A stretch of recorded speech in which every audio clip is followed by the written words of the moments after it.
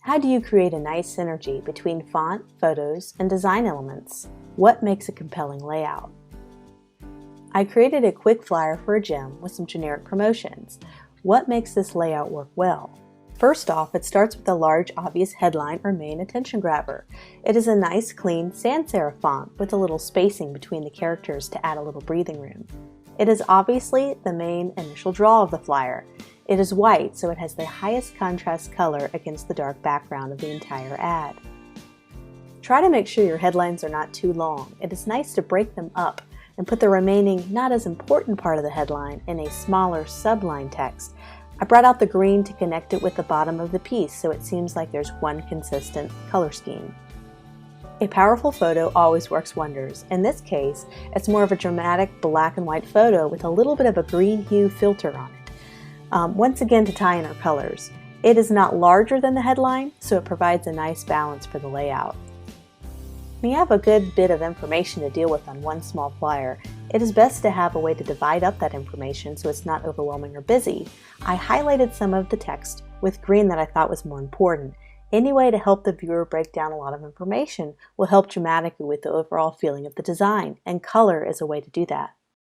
We have an obvious call to action. It is our main theme color of green, with a nice high contrast black. There is spacing between the lettering so it has a chance to stretch further across the bar and have some breathing room. I have now shown the viewer where to go for their next steps. You do not come up with this kind of layout on your first shot. It takes some playing around with the main graphic elements to find out what seems to click. I struggled with the right headline font and placement for a while until I figured out that it was the photo that needed modified. And once I kind of tweaked the photo a little bit, the headline seemed to really fall in place. This is another mock-up advertisement for a local college. Notice the nice readable headline that seems to pop out on the white bar? I made sure the photos in the collage all had balance, using the right combination of people shots and object shots, tight shots and wide shots, and even used color to add contrast to certain ones too. Notice the even white spacing between the elements?